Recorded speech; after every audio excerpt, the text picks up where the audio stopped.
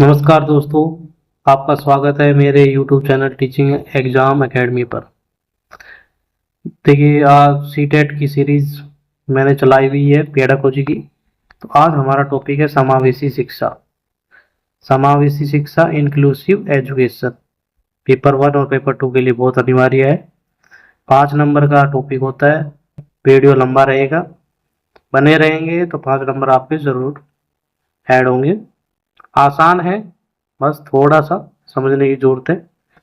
कुछ नकारात्मक और कुछ सकारात्मक पॉजिटिव नेगेटिव वर्ड होते हैं, जिनको एक बार समझ लिया आपने तो ये आसान रहेगा आपके लिए बहुत ज़्यादा। चलिए वीडियो शुरू करते हैं। समावेशी शिक्षा इंक्लूसिव एजुकेशन। समावेशी शिक्षा का सीधा अर्थ है सभी के लिए नियमित स्कूलों में शिक्षा।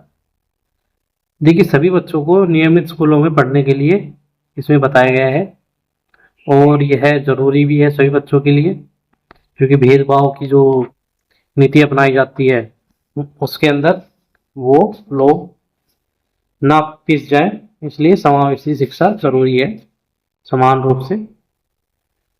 चलिए आगे पढ़ते हैं। यह ऐसी शिक्षा प्रणाली है जहाँ बिना किसी भेदभाव के, चाहे बच्चा सामान्य हो, विशेष आवश्यकता वाला हो, दिव्यांग, अमीर हो, गरीब हो या किसी भी जाति, लिंग, संस्कृति का हो, सभी को एक ही छत के नीचे एक ही कक्षा में एक साथ पढ़ाया जाता है। देखिए, इसके अंदर ऐसी शिक्षा प्रणाली की जरूरत है हमें जहाँ मतलब बच्चा हैंडीकैप हो, या मतलब आजकल उनके लिए स्पेशल वर्ड यूज किया जाता है दिव्यांग। पहले विकलांग पढ़ते थे, अब वो दिव्यांग हो गया है। और अमीर हो, गरीब हो, किसी जाति हो, संस्कृति से हो, लिंग हो, तो किसी प्रकार का कोई भेदभाव ना करते हुए सभी को नीचे एक ही छत के नीचे एक ही कक्षा में पढ़ाया जाता है। मतलब कोई भेदभाव की कोई गुंजाइश नहीं है। चलिए लास्ट में हम कंक्लूजन ये निकालते हैं। समावेशी शिक्षा ऐसी शिक्षा जहाँ बच्चा अमीर हो, गरीब हो, किसी भी जाति संस्कृति से हो, उसके साथ कोई भेदभाव नहीं किया जाएगा। उसे एक ही कक्षा में बैठाकर सभी को एक साथ पढ़ाया जाएगा, और यह सभी बच्चों के लिए अनिवार्य शिक्षा है, समावेशी शिक्षा। चलिए इसे आगे पढ़ते हैं। सीटेट के की पॉइंट ये है, समावेशी शिक्षा मानती है कि हमें व्यवस्था, सिस्टम को बच्चे के अनुसार बदलना है, न कि बच्चे को व्यवस्था के अनुसार। मतलब हमने जो सिस्टम बना रखा है पढ़ाई का, वो बच्चे के अनुसार बदलना है, न कि बच्चे को ही हम सिस्टम के अनुसार बदल लें। ऐसा नहीं करना है। तो मतलब समावेशी शिक्षा बच्चे के अनुसार चलेगी, ना कि सिस्टम के अनुसार। फॉर्मूला, व्यवस्था फ्लेक्सिबल होनी चाहिए। किसके अनुकूल होनी चाहिए? चाइल्ड सेंट्रिक, बच्चे के अनुकूल होनी चाहिए। इसमें चाइल्ड सेंट्रिक सिस्टम का प्रयोग करेंगे हम।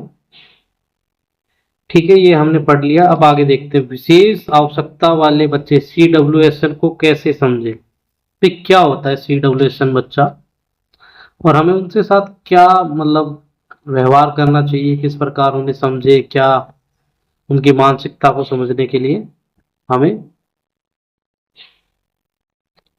आगे आना चाहिए। विशेष आवश्यकता वाले बच्चों को समझने के लिए एक शिक्षक को सहानुभूति, सिंपैथी नहीं बल्कि समानुभूति, इम्पैथी और संवेदनशीलता की आवश्यकता होती है।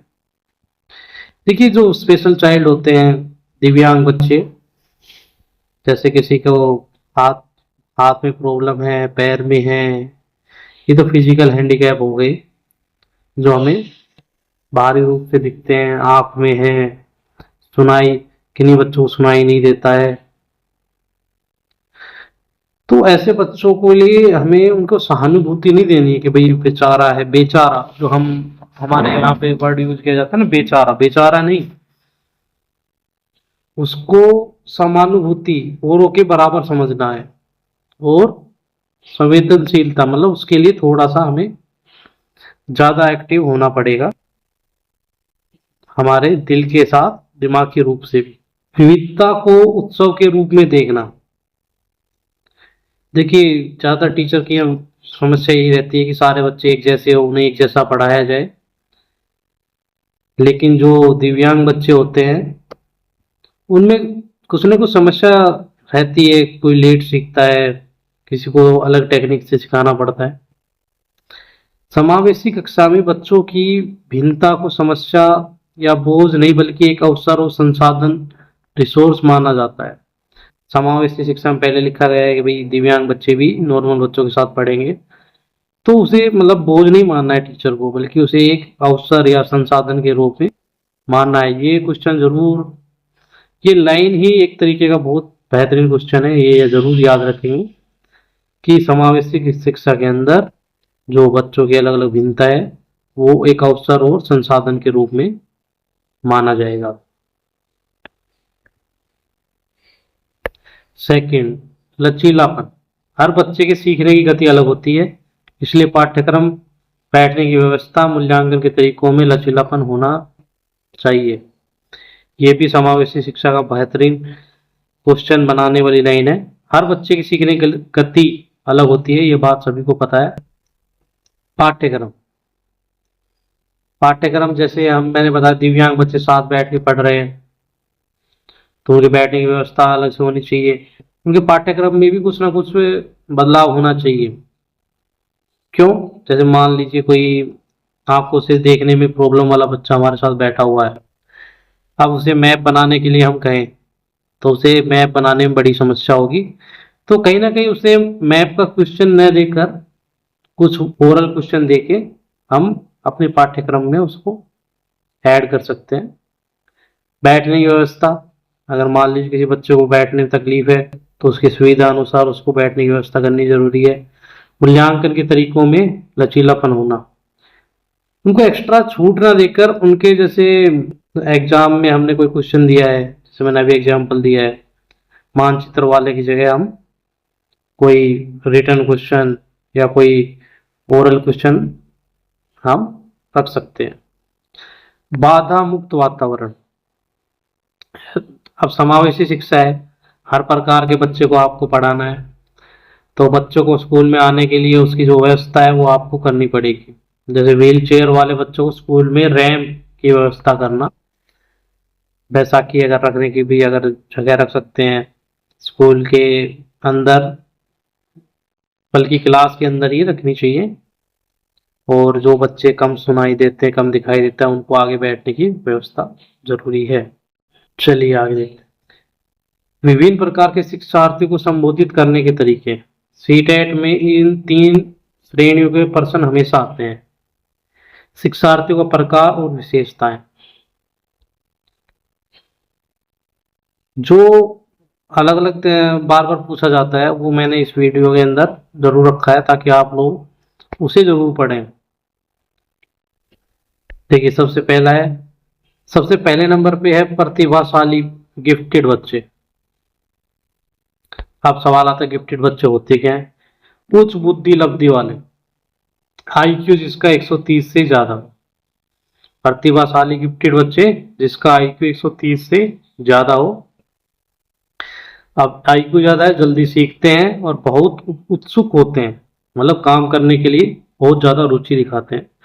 सामान्य काम से जल्दी बोर हो जाते हैं। सामान्य काम करेंगे जो उनके लिए वो कहते हैं ना बाएं हाथ का खेल, वैसा हो जाएगा तो वो जल्दी बोरियत महसूस करते हैं गिफ्टेड बच्चे। तो टीचर को क्या करना चाहिए जिससे वो क्लास में बने रहे? उत्तेजक संवर्धित पाठ्यचर्या, इन्हें चुनौतीपूर्ण कार्य दें। गिफ्टेड बच्चों को जो चुनौती है ना, जो उनको एक्स्ट्रा सीखने का मौका मिले, वो ऐसे कार्य हमें देने चाहिए। इन्हें कक्षा का मॉनिटर या ट्यूटर बनाकर उनकी ऊर्जा का सही उपयोग करना चाहिए। देखिए, गिफ्टेड बच्चे होते हैं, एनर्जेटिक होते हैं, और उन्हें कक्षा का मॉनिटर बना दे ताकि वो थोड़ा सा अनुशासन बनाए रखने में और नेतृत्व का गुण उनके अंदर होता है, जिससे वो अच्छे से क्लास को हैंडल कर सकते हैं गिफ्टेड बच्चे। चलिए अगला पढ़ते हैं हम यहाँ पे। रचनात्मक, क्रिएटिव बच्चे, ये आपको भी मिलेंगे क्लास के अंदर। अपसारी चिंतन, एक समस्या के कई समाधान सोचना। देखिए जो रचनात्मक बच्चे होते हैं, आप उन्हें एक समस्या देंगे, उसके कई जवाब वो आपको ला कर देंगे, क्योंकि क्रिएटिव उनका माइंड होता है। लीक से हटकर सोचना, out of the box thinking. देखिए हम कोई पैमाना देंगे उन्हें कि भाई एक क्वेश्चन दिया कि हम पेड़ में पानी किस तरीके से डाल सकते हैं। अब पेड़ में पानी डालना है, कई बच्चे कहेंगे गिलास से लाके डाल देंगे, कई कहेंगे हम बाल्टी को भर के डाल देंगे। तो सबके अलग अलग जवाब होगा, लेकिन जो रचनात्मक बच्चा होगा ना, तो वो अलग तरीके से भी सोचकर उसका जवाब देगा। जैसे मैं एक एग्जांपल दूं, मान लीजिए एक पानी की बोतल को हमने भर के टांग दिया और उसमें से एक धागा लटकाकर हमने पौधे की जड़ में छोड़ दिया है, तो पानी वहां से रिश्ता हुआ पौधे की जड़ में पहुंच जाएगा। तो ये एक एग्जाम्पल है, लीक से हटकर सोचते हैं वो बच्चे।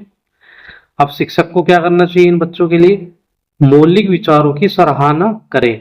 जो बच्चों के जो विचार होते हैं उसको मतलब डिमोटिवेट ना करके उन्हें आगे बढ़ाने की कोशिश करें। स्वयं खोज करने, प्रश्न पूछने के लिए प्रोत्साहित करें। स्वयं खोज करने के लिए बच्चों को मौका दीजिए, तो वो खोज करें और प्रश्न पूछें। रटने पर बल न दें। ऐसे बच्चों को ना मतलब हमें रटने की विधि से उन्हें अलग करना पड़ेगा, ताकि वो रटना छोड़ेंगे तभी अलग तरीके से सोचेंगे, और अलग सोचेंगे अलग विचार आएगा, और जो उन बच्चों के लिए बहुत जरूरी है रचनात्मकता के लिए। अगला, विशेष रूप से सक्षम, दिव्यांग, डिसएडवांस्ड एंड डिसेबल्ड चाइल्ड।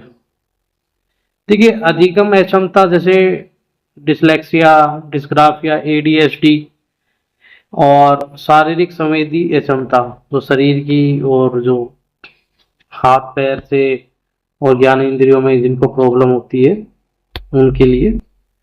और अधिगम अक्षमता वाली जो वीडियो है मैंने पहले डाल दी है, डिसलेक्सिया, डिस्ग्राफिया, एडीएचडी, डिसकैलकुलिया क्या होता है वो आप वहां से पढ़ लेंगे। चलिए इनके लिए टीचर को क्या करना चाहिए? दृश्य श्रव्य सामग्री, ऑडियो वीडियो विजुअल एड्स का प्रयोग करना चाहिए। देखने व सुनने में असमर्थ बच्चों के लिए ब्रेल लिपि और ऑडियो बुक का प्रयोग करना चाहिए।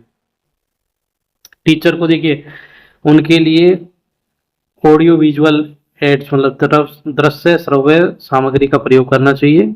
और जो देखने सुनने में असमर्थ है, ब्रेल लिपि होती है जो देखने में प्रॉब्लम होती है, और सुनने में ऑडियो बुक्स भी उन बच्चों के लिए काम करती है।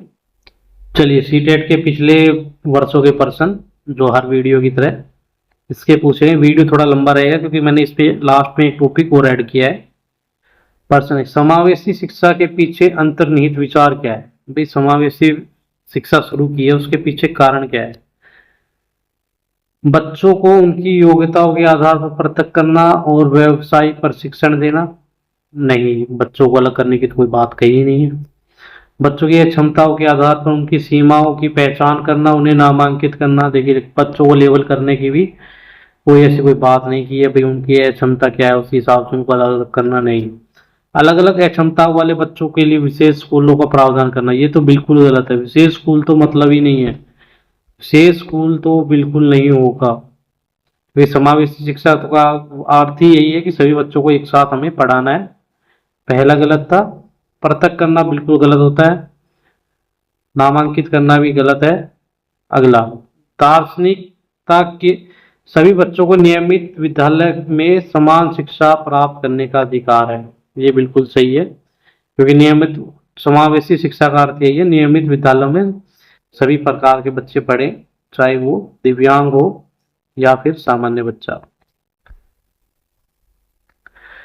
देखिए इसकी व्याख्या ये है, समावेशी शिक्षा में सभी बच्चों को नियमित स्कूल में समान अवसर देने की बात करती है। पृथक करना पाप माना जाता है, ऐसे अलग नहीं कर सकते हम बच्चों को, ये पाप की कैटेगरी तक माना गया है।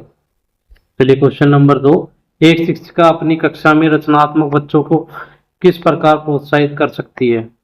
रचनात्मक बच्चा है, क्रिएटिव बच्चा है, तो कैसे प्रोत्साहित करेगी? अब सारी चिंतन पर बल देखकर, देखिए अब सारी चिंतन की बात हुई है, लेकिन अभी हम इसको नहीं पूरा करेंगे। अभी सारी चिंतन को हतोत्साहित करके, अभी सारी चिंतन नहीं, हतोत्साहित तो करना ही नहीं है बच्चे को, ये तो पहले वैसे ही गलत हो गया। बच्चों को जोखिम उठाने, नई चुनौतियों का सामना करने से रोक कर नहीं, ये तो बिल्कुल गैर रोकना ही नहीं है। बहु परिप्रेक्ष्य को प्रोत्साहित करके और मूल विचारों को महत्व देकर, बिल्कुल प्रोत्साहित तो करना है।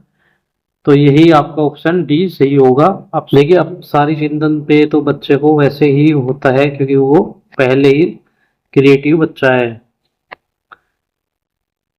तो सबसे ऑप्शन ए भी हो सकता है, लेकिन जो इसका सबसे बेस्ट आंसर है, बहु परिप्रेक्ष्य को प्रोत्साहित करके मूल विचारों को महत्व देकर, क्योंकि बच्चे को प्रोत्साहित करना है या प्रोत्साहित करने की बात हुई है। चलिए, इसका ऑप्शन डी ठीक रहेगा। व्याख्या है, रचनात्मक बच्चों के मूल विचारों, ओरिजिनल आइडियाज और विभिन्न दृष्टिकोण को महत्व देना ही सबसे सही तरीका है। मूल विचारों और विभिन्न दृष्टिकोणों को। क्वेश्चन नंबर 3, प्रतिभाशाली बच्चों को पढ़ाने के लिए एक शिक्षक को क्या करना चाहिए? प्रतिभाशाली होते गिफ्टेड बच्चे। जब छात्र का क्लास में दूसरे बच्चों से आगे निकल जाए तो उसे पुरस्कृत करना चाहिए? नहीं, ये तो कंपटीशन बिल्कुल नहीं दिखाना चाहिए, ये तो बिल्कुल गलत हो गया। ऐसे बच्चों को सीखने की गति को धीमा करने के लिए कहना चाहिए? ऐसा नहीं कर सकते हम, बिल्कुल नहीं, बच्चों को आगे बढ़ाना है, पीछे नहीं। ऐसी चुनौतीपूर्ण कार्य और सामग्री देना जो उनकी क्षमता के अनुकूल हो? बिल्कुल ये सही है। अगला ऑप्शन जरूर देखना चाहिए हमें। हम उन्हें हमेशा कक्षा का नेतृत्व करने के लिए कहना? नहीं, हमेशा नहीं हो सकता। चुनौतीपूर्ण कार्य देकर हम उसे कर सकते हैं। ऑप्शन सी इसका,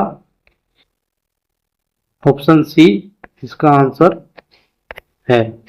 देखिए इसकी व्याख्या, प्रतिभाशाली बच्चे सामान्य कार्य से बोर हो जाते हैं, इसलिए उन्हें चुनौतीपूर्ण कार्य देना आवश्यक हो जाता है। चुनौतीपूर्ण कार्य देना आवश्यक हो जाता है, बिल्कुल सही। देखिए ये टॉपिक मेरे से रह गया था इसी समावेशी शिक्षा में क्वेश्चन से पहले, फिर भी मैं इनको एक एक आपको करा देता हूँ। ये इसी का है, विभिन्न पृष्ठभूमियों के शिक्षार्थियों को संबोधित करना, वंचित और शोषित वर्ग। वंचित और शोषित वर्ग क्या होता है, उनके बच्चों को कैसे हम पढ़ाएंगे, कैसे उनको बातचीत करेंगे, ये हमें आज। इस श्रेणी में वे बच्चे आते हैं जो सामाजिक, आर्थिक, सांस्कृतिक या भौगोलिक रूप से पिछड़े हैं। सामाजिक, आर्थिक, सामाजिक या भौगोलिक रूप से। SC, ST, OBC, अल्पसंख्यक, लड़कियां, झुग्गी झोपड़ियों में रहने वाले बच्चे। तो इनका शिक्षक क्या कर सकता है, शिक्षक को क्या करना चाहिए, वो चीज हम बताने वाले हैं। शिक्षक को बच्चों की सांस्कृतिक पृष्ठभूमि का सम्मान करना चाहिए। ऐसा नहीं है कोई अलग आ रहा है बच्चा, उसका टीचर मजाक उड़ाए या बच्चे क्लास में उसका अलग से पृथक्करण, मतलब अलग कर देना उसे, नहीं, ऐसा नहीं करना है। कक्षा में लचीला पाठ्यक्रम, फ्लेक्सिबल कैरिकुलम और विविध शिक्षण विधियों का प्रयोग करना चाहिए। इसमें बच्चे के लिए कक्षा में लचीला पाठ्यक्रम, मतलब उसके थोड़ा अनुरूप करना चाहिए, वहाँ की जो पृष्ठभूमि है उसके अनुरूप ही पढ़ाई में थोड़ा बदलाव होना जरूरी है। और विविध शिक्षण विधियों का प्रयोग, ऐसा नहीं है उस बच्चे को समझ में नहीं आ रहा था उसे पीछे छोड़ देंगे, बल्कि उसके लिए अलग से टेक्निक हमें तैयार करनी पड़ेगी पढ़ाने की। क्या नहीं करना चाहिए, देखिए सीटेट में ये बहुत चीजें पूछी जाती, क्या करना चाहिए क्या नहीं करना चाहिए, इसी से आगे क्वेश्चन बनता है। बच्चे को उनके बैकग्राउंड के आधार पर अलग नहीं करना चाहिए, न ही उन पर कोई लेबल लगाना चाहिए। बिल्कुल सही बात है। अलग अलग धर्म के लोग, अलग अलग जाति के, संस्कृति के लोग हम पढ़ते हैं स्कूल के अंदर, तो ऐसा नहीं है कि उसके उसी आधार पर आप लोगों ने उसे अलग कर दिया और कोई लेबल लगा दिया भाई ये उस धर्म से है या ये उस जात से है। तो ये ऐसा नहीं करना चाहिए, ना टीचर को ना कक्षा में होने देना चाहिए। देखिए एक प्रीवियस ईयर का क्वेश्चन आया है, तो मैं आपको इसका, मैंने एक डाला है ताकि आप लोग इस टॉपिक को भी समझें। सीटेट का प्रीवियस क्वेश्चन, पर्सन एक बहुसांस्कृतिक कक्षा में एक शिक्षक को क्या करना चाहिए? बहुसांस्कृतिक मतलब बहुत संस्कृति के बच्चे कक्षा में पढ़ते हैं, तो शिक्षक को क्या करना चाहिए? केवल मानक भाषा का प्रयोग करना चाहिए? नहीं, मानक भाषा का प्रयोग नहीं करना चाहिए। बच्चों के सामाजिक सांस्कृतिक संदर्भों के प्रति सम्मान में संवेदनशीलता दिखानी चाहिए? हाँ, ऐसा होना चाहिए। आगे बढ़ते हैं। बच्चों को उनकी शैक्षणिक अंकों के आधार पर वर्गीकरण करना चाहिए? नहीं, ऐसा नहीं होना चाहिए। वंचित पृष्ठभूमि के बच्चों के लिए अलग सेक्शन बनाना चाहिए? देखिए, अलग से तो कुछ करना ही नहीं है, तो अलग से करने वाला तो वैसे ही गलत हो जाएगा। ये दोनों ऑप्शन गलत हो गए, ये ऑप्शन ठीक है। बच्चों के सामाजिक सांस्कृतिक संदर्भों के प्रति सम्मान और संवेदनशीलता दिखानी चाहिए टीचर। चलिए आगे, स्पष्टीकरण यह हो गया। समावेशी शिक्षा मानती है हर बच्चे की पृष्ठभूमि का सम्मान होना चाहिए, बिल्कुल होना चाहिए।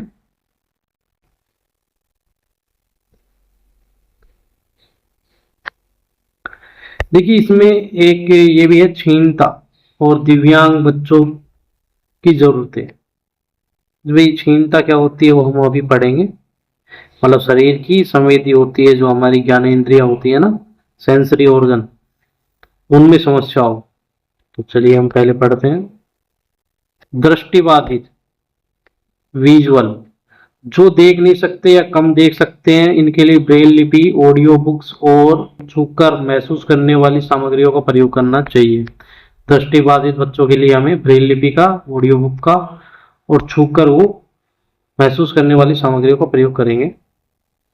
अगला देखेंगे, श्रवण बाधिता, हेयरिंग, जो सुन नहीं सकते उन बच्चों के लिए है ये। इनके लिए हमें सांकेतिक भाषा, साइन लैंग्वेज का प्रयोग करना चाहिए, वो सिखानी चाहिए। विजुअल्स, वीडियो, चित्र का प्रयोग करना चाहिए। विजुअल हमें उनके लिए प्रयोग करना पड़े क्योंकि वो सुन नहीं सकते, देख सकते हैं। आगे, लोकोमोटर दिव्यांगता। लोकोमोटर डिसेबिलिटी क्या होता है? जिन्हें चलने फिरने और हड्डियों में समस्या हो, इनके लिए स्कूल में रैंप और व्हील चेयर की व्यवस्था होनी चाहिए। लोकोमोटर, जो इनके बच्चों में हाथ चलने फिरने और हड्डियों में समस्या हो, उनके लिए स्कूलों में हमें रैंप और व्हील चेयर की व्यवस्था करनी चाहिए। अब देखिए, इससे रिलेटेड क्वेश्चन क्या आया था अभी, सीटेट में आते हैं ऐसे क्वेश्चन। दृष्टिबाधित विद्यार्थियों के सफल समावेशन के लिए शिक्षिका को क्या करना चाहिए? कक्षा के बहुत सारे दृश्य चार्टों को उपयोग करना चाहिए। दृष्टिबाधित के लिए तो मतलब नहीं बनता, वो चार्ट्स को कैसे देखेगा? नहीं, ये तो गलत हो गया। सूचनाओं को मौखिक रूप से बोलकर व छूने वाली सामग्रियों के माध्यम से प्रयोग करना चाहिए, बिल्कुल। देख नहीं सकता, बोलेगी तो मैडम तो सुनेगा और हाथ लगा के वो कर सकता है, तो ये सही हो जाएगा। फिर भी हमें आगे अगले ऑप्शन पर आगे बढ़ना चाहिए। उन्हें कक्षा के सबसे पीछे बैठाना चाहिए ताकि वो डिस्टर्ब ना हो, ये भी बिल्कुल गलत है। उनके लिए अलग से, पूरी तरह अलग से स्कूल की सिफारिश करनी चाहिए। नहीं, समावेशी शिक्षा पहले ही हमें क्या कह रही है कि उनके लिए ऐसा नहीं करना है अलग से स्कूल, हमें सामान्य बच्चों के साथ ही पढ़ाना है। जो बच्चे देख नहीं सकते वे सुनकर, मौखिक और छूकर सीखने का सबसे अच्छा तरीका है उनके लिए। देखिए, कुछ बातें मैंने इसमें ऐसी रखी है। सीटेट के लिए 4 golden rule pedagogy tree. Pedagogy देखिए हर सब्जेक्ट की आती है, Hindi, English, math, EVS, SST, सभी की आपको देखने को मिलेगी। तो ये क्वेश्चन हर उसके अंदर आएगा, बस नजरिया उनका अलग होगा। तो क्या होना चाहिए समावेशी शिक्षा के अनुसार? चलिए, पहला है समावेशन, इंक्लूजन हमेशा सही होगा। बच्चे को कभी स्कूल से बाहर या अलग नहीं करना है, कि वैसा नहीं है बच्चे के लिए अलग से स्कूल खोल दो, स्पेशल बच्चा है तो नहीं। सिस्टम को बच्चे के अनुसार बदलना है। जो हमने सिस्टम बनाया हुआ है पढ़ाई का, वो बदल सकता है, बच्चा नहीं बदलना है। बच्चे को सिस्टम के अनुसार नहीं बदलना है हमें। कभी हम कहें बच्चा इधर पढ़ ले उधर पढ़ ले, ऐसा नहीं होगा। वो समावेशी शिक्षा क्या बोलती है, हमें बच्चे को एक जगह पढ़ाना है, सभी बच्चों को सामान्य बच्चे के साथ, चाहे वो दिव्यांग हो। अगला, लचीलापन, फ्लेक्सिबिलिटी। फ्लेक्सिबिलिटी कहाँ कहाँ होनी चाहिए? समय सारणी में जो टाइम टेबल है उसमें। परीक्षा और बैठने की व्यवस्था हमेशा लचीली और फ्लेक्सिबल होनी चाहिए, कठोर नहीं। ठीक है, परीक्षा के अंदर उन बच्चों को परेशानी होती है, देखिए हम तो अब नॉर्मल बेंच पे बैठा देते हैं, उनको थोड़ा सा अगर अलग से कोई सुविधा चाहिए वो हमें देनी चाहिए एग्जाम में। जैसे हम देते हैं, जो है जिन बच्चों को देखने में प्रॉब्लम होती है उन्हें लिखने के लिए एक राइटर मिलता है और एक्स्ट्रा टाइम भी दिया जाता है। चलिए अगला, सहयोगात्मक अधिगम, पीयर ट्यूटरिंग। बच्चों को आपस में मिलकर एक दूसरे की मदद से सीखने के मौके देना चाहिए, जो सबसे बेस्ट ऑप्शन होता है। देखिए, दो बच्चों को आपस में बैठा दिया या ग्रुप में बैठा दिया तो बच्चे आपस में एक दूसरे की हेल्प करते हैं, उससे ज्यादा सीखते हैं, क्योंकि टीचर से कई बार बच्चा डरता है, तो वो चीजें बच्चे को दूसरे से सीखने में बड़ा अच्छा लगता है। और कारण ये है कि उसके दिमाग में ये रहता है कि जब ये समझ सकता है तो मुझे भी समझ में आएगा। अगला, इक्विटी, समता।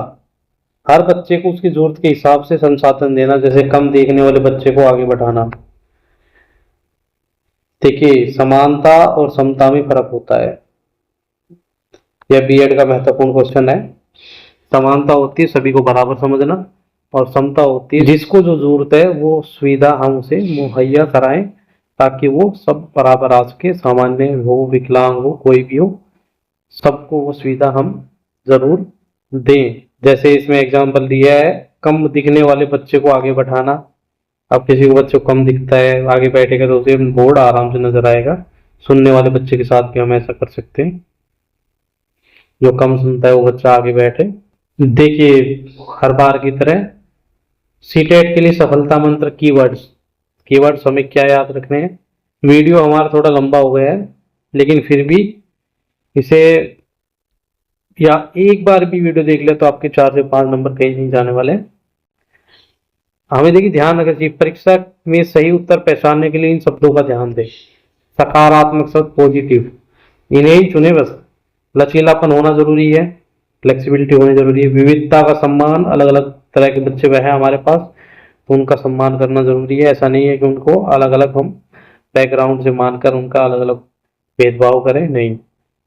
सहयोगात्मक अधिगम, पीयर ट्यूटरिंग, तो भाई बच्चों को एक साथ पढ़ाकर पढ़ाना या दो दो को बांट कर पढ़ाना, वो होना चाहिए। व्यक्तिगत भिन्नता होगी, आपकी क्लास में अलग अलग बच्चों की अलग अलग पढ़ने की क्षमता होती है। अपसारी चिंतन वो होता है कि आप एक सवाल का एक आंसर ना देकर अनेकों आंसर आप अपनी सोच के हिसाब से दे सके। समता, समता भी पढ़ाया था मैंने। किसी बच्चे में कोई दिक्कत है और अगर हम उसे अलग से कोई सुविधा देकर नॉर्मल बच्चों की तरह ला सकते हैं तो वो समता कहलाएगी। नकारात्मक शब्द, अगर ये आपको वर्ड दिख रहे हैं तो ये ऑप्शन बिल्कुल ना चुने। अर्थीकरण, मतलब अलग से करना, अलग नहीं करना है। नामांकन मतलब लेबलिंग, ये मतलब उस पर किसी पे लेबल लगा देना कि भैया नहीं ये तो इस कास्ट का है, इस धर्म का है, इस हिसाब से इस संस्कृति को बिलोंग करते हैं, तो इस प्रकार नहीं करना है टीचर को। मानवीकृत परीक्षण, स्टैंडर्ड, स्टैंडर्ड का मतलब फिक्स बना देना, नहीं फिक्स नहीं है, फ्लेक्सिबिलिटी होनी जरूरी है, तो ये बिल्कुल नहीं करना है हमें। रटना तो रटने का तो कभी जिक्र ही नहीं करना है, कहीं भी आ जाए सीटेट के किसी भी एग्जाम में, सॉरी किसी भी क्वेश्चन में अगर रटने की बात आ रही तो ऑप्शन ऑटोमेटिक गलत हो जाएगा। विशेष कक्षा है, स्पेशल, देखिए अब हम बात पढ़ रहे हैं समावेशी शिक्षा, जिसका मतलब है समान शिक्षा देना, तो अलग से कक्षाएं उनके लिए नहीं होगी, जो गलत है। तो हमें पॉजिटिव वर्डों को ध्यान रखना है, नेगेटिव वर्ड को। पॉजिटिव दिए गए हैं उन्हें टिक करते जाएंगे कि ये ऑप्शन हो सकता है, और नेगेटिव दिए हैं उन्हें कट करते जाएंगे, ताकि हम एक दो ऑप्शन तक जरूर पहुंच जाए कि इनमें से सही होने वाला है। Please like, share and subscribe my channel. देखिए दोस्तों, वीडियो बनाने में बड़ी मेहनत लगती है, अलग अलग वर्ड को ढूंढ के लाना, उसे टाइप करना और उन सबको इकट्ठा करना सीटेट के हिसाब से।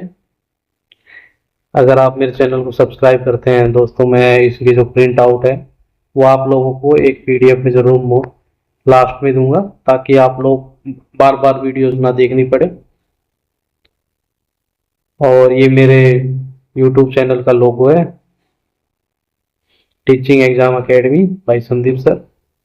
प्लीज़ सब्सक्राइब करिए ताकि मैं लाइव आके आपकी बहुत अच्छे से क्लास ले सकूँ। देखिए वीडियोस बनाना मेरे लिए टाइम भी थोड़ा कम रहता है और टीचिंग प्रोफेशन में टाइम की बड़ी अहमियत होती है। फिर भी मैं आपके टाइम का सम्मान करते हुए बहुत छोटी से छोटी वीडियो बनाने की कोशिश कर रहा हूँ, लेकिन उसमें पूरा टॉपिक कवर है, इससे बाहर कुछ नहीं जाएगा। इस बात की मैं आपको तसल्ली देता हूँ। चलिए अगली वीडियो में मिलते हैं। धन्यवाद।